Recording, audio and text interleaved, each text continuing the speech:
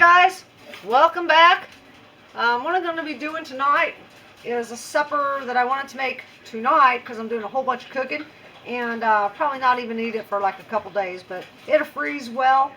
And this is going to be a Mexican cornbread casserole, but the normal way you would do this is to assemble the casserole and then pour a cornbread mix on top and bake it. But one thing I found is that when you do that, the cornbread does not cook where it meets the casserole part. It's all mushy, nasty, uncooked. So I don't do that anymore. I just make the meat mixture and along with everything that goes in it, and then I do the cornbread separate and serve it all together. So I want to show you, this is super simple and it's very cheap to do. And one thing I got was ground turkey that Walmart had on sale because today was the use by or freeze by date. And I ended up getting 5 1.2 pound packages for $2.09, which was a savings of $2.49 a pack. And I already picked up 2 packages and made 2 batches of chili. This is the other 3 packages, and then I will end up doing some other stuff with this and freezing it. But I want to show you the Mexican cornbread casserole mixture. Like I said, you can refrigerate this or freeze this and then cook it up later. So this is all my ground beef, or ground turkey I got going. I'll set that aside. I'm going to grab a bowl here. Get out of here, flies. Super simple. You don't even have to measure. You can do about a pound depending on the size of your casserole dish you're going to use. And we are going to put this on here. Oh, I got something on my bowl. I don't know what that is. Let's just put in, I think, let's go with about 2.5 cups of our ground turkey. Cover that up. Then you're going to need some taco seasoning. I got this for, gosh, 33 cents at Walmart. And all I'm going to do is just mix this in a cup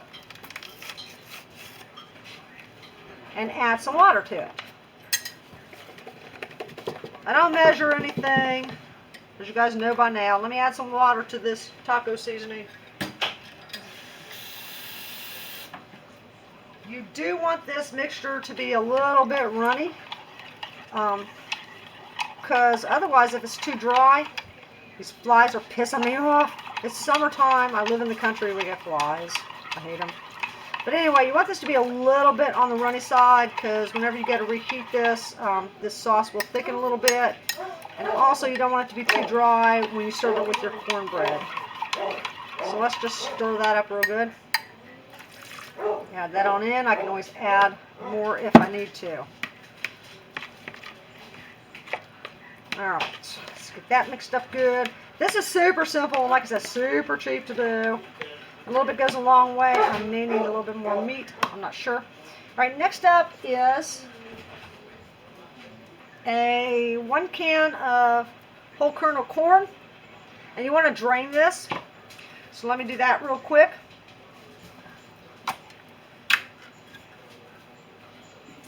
Drain that. Then we're just going to dump that in.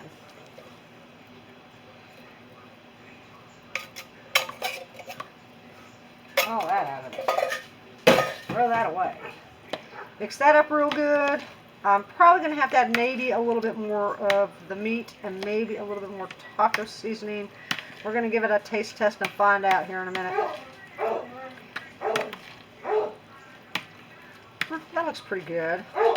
I'm trying to stretch that meat as much as what I can.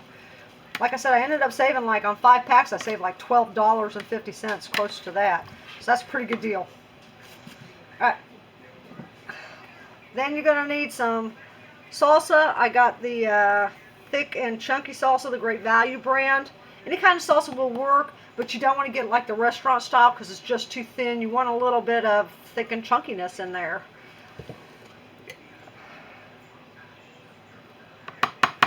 Alright. Let me get some of that going. I'm not measuring, I'm just eyeballing. Add as much of this as you want.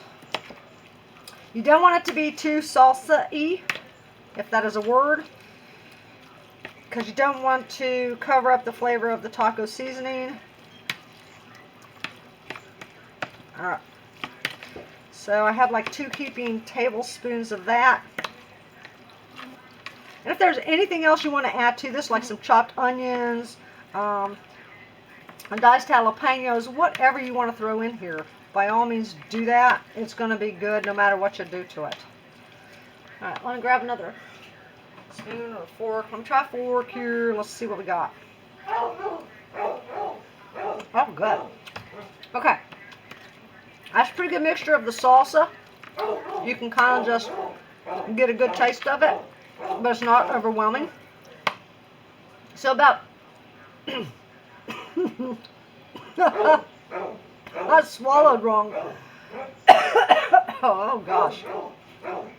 About 2 of these, heaping. Oh, God. I swallowed wrong. Oh, so much for my taste test. And the taco seasoning is good, so I'm going to stick with 1 pack. And that's a good mixture. I'm not going to add anything more to this. That should fill up my casserole dish pretty good. So next up, I have a small casserole dish. I don't even know what the heck's the size of this one. I can't read it. What is the size? I'm half blind. I don't know. It's not a full-size casserole dish. There's only 3 of us we're feeding. So that'd be alright. So then we're just going to dump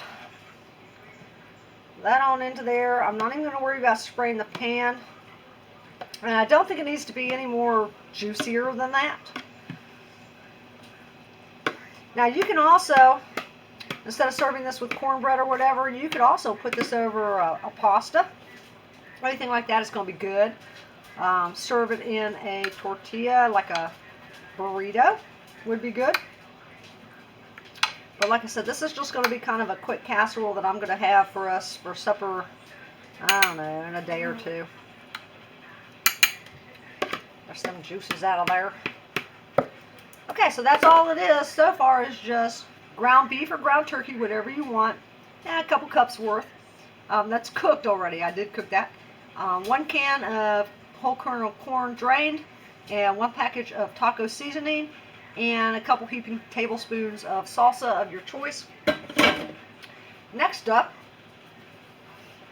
you want to top this with some cheese.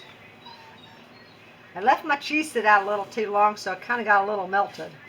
But that's alright. It's going to melt in the oven when I go to cook it anyway. No big deal. Now, if you wanted to freeze this to use at a much later date, then just don't add the cheese. Just put the meat mixture into a Ziploc bag and label it. And then when you go to cook it, you would go ahead and just microwave it in a microwavable bowl. And then pour it into your casserole dish. Put the cheese on it. Let that all melt. Or just microwave it all together. It doesn't really matter. Alright. I like a lot of cheese. I'm going to probably put this whole amount on there. You don't want it too cheesy. But I love cheese. Okay, that's pretty good. Alright, pretty good on the cheese. There you have it. That is all you have to do for this Mexican cornbread casserole.